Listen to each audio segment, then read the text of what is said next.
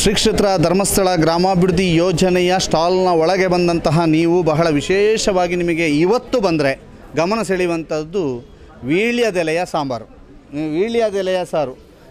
ನಾವು ವೀಳ್ಯದೆಲೆಯನ್ನು ಬೀಡ ಅಂತ ನೆನ್ಕೊಂಡಿದ್ವಿ ಇಲ್ಲಿ ತನಕ, ಬೀಡಕ್ಕೆ ಮಾತ್ರ ಆಗೋದು ಅಂತ. ನೋಡಿ ಇಲ್ಲಿ ವೀಳ್ಯದೆಲೆ ಇಟ್ಟಿದ್ದಾರೆ, ಅದರ ಜೊತೆಗೆ ಇದು ಅರಶಿನ ಇಟ್ಟಿದ್ದಾರೆ, ಸಾಂಬಾರು ಪೌಡರ್ ಇಟ್ಟಿದ್ದಾರೆ, ಇಂಗು ಇಟ್ಟಿದ್ದಾರೆ, ಜೀರಿಗೆ ಇಟ್ಟಿದ್ದಾರೆ, ಉಪ್ಪು ಇಟ್ಟಿದ್ದಾರೆ, ಬೆಲ್ಲ ಇಟ್ಟಿದ್ದಾರೆ, ಅರಸಿನ ಇಟ್ಟಿದ್ದಾರೆ, ಒಂದು ಟೊಮೆಟೊ ಮತ್ತು ಕರಿಬೇವು ಮತ್ತು ಮೆಣಸಿದೆ ಮತ್ತು ಹುಳಿ ಇದೆ, ಆನಂತರ ಇದು ತೊಗರಿಬೇಳೆ ಇದೆ, ಆನಂತರ ಸಾಸಿವೆ ಇದೆ.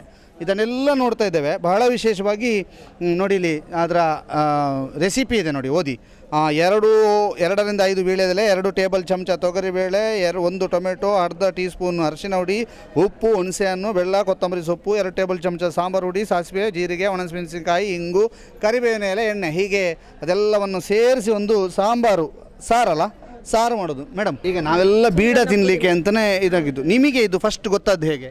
ವೀಳ್ಯದೆಲೆಯನ್ನು ಅಂದರೆ ನಮಗೆ ನಮ್ಮ ಜ್ಞಾನ ವಿಕಾಸ ಕೇಂದ್ರದಲ್ಲಿ ನಾವು ಪೌಷ್ಟಿಕ ಅಂದರೆ ವರ್ಷಕ್ಕೊಂದು ಸರಿ ನಾವು ಪೌಷ್ಟಿಕ ಆಹಾರ ಕಾರ್ಯಕ್ರಮ ಅಂತೇಳಿ ಮಾಡ್ತೇವೆ.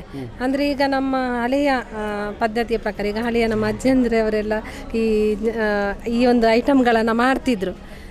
ಅಂದರೆ ಹಿರಿಯವರು ಮಾಡ್ತಿದ್ರು. ಅವರು ನಮಗೇನಂತೇಳಿದರೆ ಈ ಒಂದು ಕಾರ್ಯಕ್ರಮದಲ್ಲೆಲ್ಲ ಇದನ್ನು ಎಲ್ಲರಿಗೆ ಮಾಹಿತಿಯನ್ನು ಕೊಟ್ಟು ನಾವು ಈ ಕಾರ್ಯಕ್ರಮವನ್ನು ಇದನ್ನು ಎಲ್ಲರಿಗೆ ಮಾಡಿಸ್ತಾ ಇದ್ದೇವೆ. ನೀವು ಯಾರಾದರೂ ಕೂಡ ವೀಳ್ಯದೆಲೆಯ ಸಾರು ನೋಡಬೇಕು ಅಂತಾದರೂ ಇಲ್ಲಿದೆ, ನೋಡ್ಬೋದು. ಅದರ ಜೊತೆಗೆ ಅದು ಮಾಡೋದು ಹೇಗೆ ಅನ್ನುವಂಥದ್ದು ಇದೆ.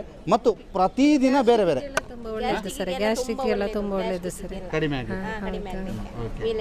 ಮತ್ತೆ ಡೈಜೆಷನ್ಗೆ ಸಹ ಒಳ್ಳೆಯದಲ್ಲ ಸರ್ ವೀಳ್ಯದೆಲೆ. ಹೌದು.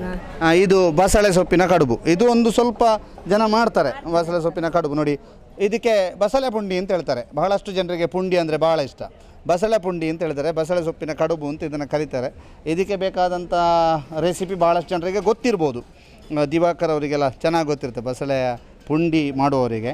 ಇದೆಲ್ಲ ಪುಂಡಿ ಮಾಡುವಂತಹ ಇದು ನೋಡಿ, ಇದೆಲ್ಲ ಈ ಅಕ್ಕಿಗಳನ್ನು ಬಳಸಿ, ಕುಚಲಕ್ಕಿಯನ್ನು ಬಳಸಿ ಮಾಡುವಂಥದ್ದು. ಇಲ್ಲಿ ಇದೀಗ ಇನ್ನೊಂದು ದಿನಕ್ಕೆ 4 ವಿಶೇಷ ಐಟಮ್ಗಳನ್ನು ಮಾಡ್ತಾರಂತೆ ನೋಡಿ. ಇವತ್ತು ಬಾಳೆ ಹೂವಿನ ಸಾರು, ಅಂದರೆ ಏನು ತುಳುವಿನಲ್ಲಿ ಪೂಂಬೆ ಅಂತ ಕರಿತೀವಿ ಇದಕ್ಕೆ, ಬಾಳೆಯ ಹೂವು.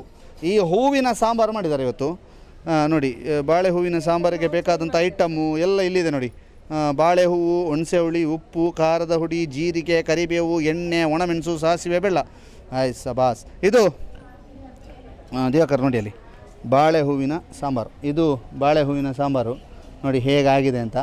ಎಸ್, ಇದೀಗ ತಗೊಂಡೋಗ್ಲಿಕ್ಕೆ ಕೊಡ್ತೀರಾ ನೀವು? ಎಸ್. ಇದು ದೊಡ್ಡ ಪತ್ರೆ ಚಟ್ನಿ ನೋಡಿ. ಇದು ದೊಡ್ಡ ಪತ್ರೆ ಅಂದರೆ ಇದಲ್ವಾ? ಇದು ಸಾಂಬ್ರಾಣಿ ಸೊಪ್ಪು ಅಂತೇನು ಕರಿತೀವಿ, ಅದರದ್ದು ಚಟ್ನಿ, ದೊಡ್ಡ ಪತ್ರೆ ಚಟ್ನಿ ನೋಡಿ. ಇದೆಲ್ಲವೂ ಕೂಡ ನಮ್ಮ ಸುತ್ತಮುತ್ತ ಸಿಗುವಂತಹ ಒಂದು ಇವುಗಳಿಂದ ಮಾಡುವಂಥದ್ದು.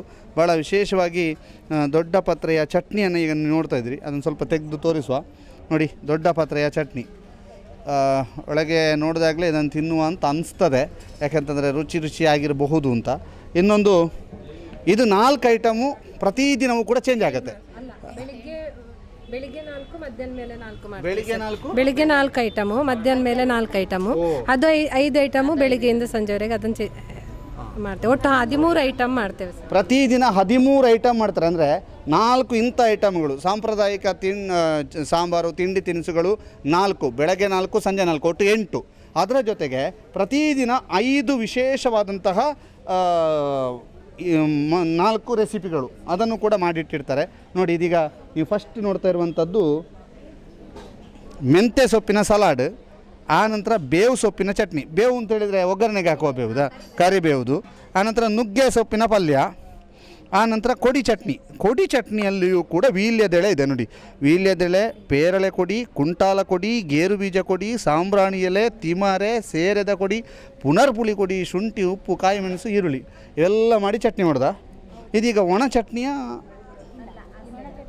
ಹಸಿ ಚಟ್ನಿ ನೋಡಿ, ಕೊಡಿ ಚಟ್ನಿ. ಆನಂತರ ತಾಳಿ ಸೊಪ್ಪಿನ ಜ್ಯೂಸು. ಇದೆಂತ ಪಾದಳ ತಪ್ಪು ಅಂತ ಸಿಗ್ತದೆ ನಮಗೆ ಊರಿನಲ್ಲಿ. ಪಾದಳ ಅದು ಉಂಟಾ? ಇಲ್ಲಿಲ್ಲ ನೋಡಿ, ಅದನ್ನು ತೋರಿಸಿ. ಪಾದಳ ಸೊಪ್ಪನ್ನು ಅದನ್ನು ತಂದು ತೊಳೆದು ಜ್ಯೂಸ್ ಅಂದರೆ ಹಿಂಡಿ ಮಿಕ್ಸಿಗೆ ಹಾಕಿದ್ರು ಆಗ್ತದೆ, ಕೈಯಲ್ಲಿ ಹಿಂಡಿದ್ರು ಅದು ದಪ್ಪ ಆಗ್ತದೆ.